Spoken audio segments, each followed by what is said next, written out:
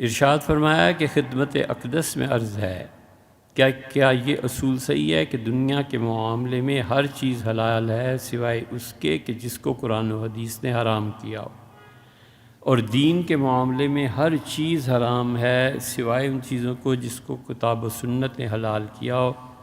اگر یہ اصول صحیح نہیں ہے تو کیوں؟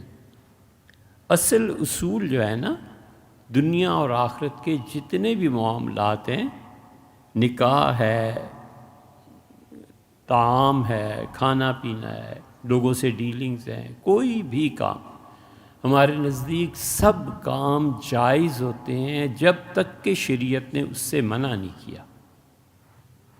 سیدھی سی بات۔ جنگل کسی بستی سے گزر ہو رہا ہے اور وہاں سے کوئی پھل نظر آتا ہے، اب اس پھل کا حلال ہونا حرام ہونا کسی سے پوچھنے کی کوئی ضرورت نہیں، سب چیزیں حلال۔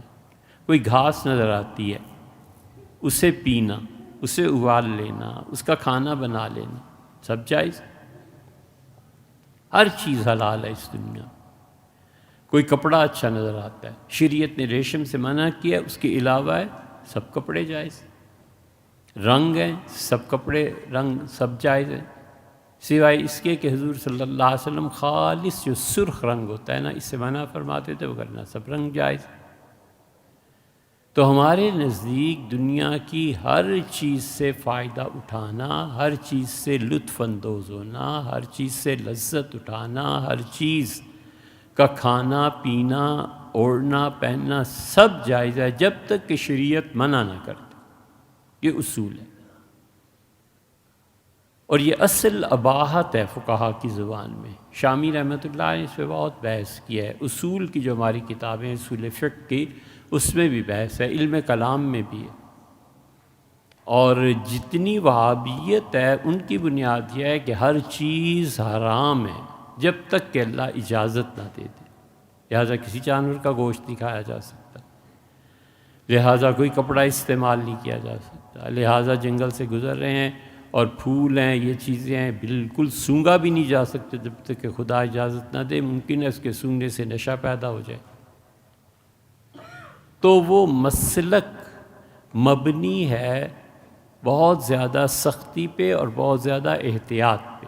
ہمارے نزدیک ایسی چیز نہیں ہے، کیونکہ اللہ نے خود فرمایا کہ ہم نے کائنات تمہارے لیے پیدا کی۔ مختصر سی بات یہ ہے کہ انسان اس کائنات کا دلہا ہے یار، دلہا ہی نہ رہا تو پھر بارات کس کام؟ یہ سورج، چاند، ستارے، یہ زمین، آبشاریں، سبزہ، پانی اللہ نے ہمارے ہی لیے تو پیدا کیا، اور کس لیے کیا ہے؟ ہم نہ ہو تو اس کائنات میں کچھ رہ جاتا ہے۔ اس لیے اللہ کہتا ہے قُلْ مَنْ حَرَّمَ زِینَةَ اللَّهِ الَّتِي أَخْرَجَ لِعِبَادِهِ، میرے بندوں سے پوچھئے یہ جتنی بھی زمین کی پیداوار ہے، یہ کس نے تمہارے لیے ناجائز قرار دیا ہے؟ یہ تو ہم نے پیدا ہی تو۔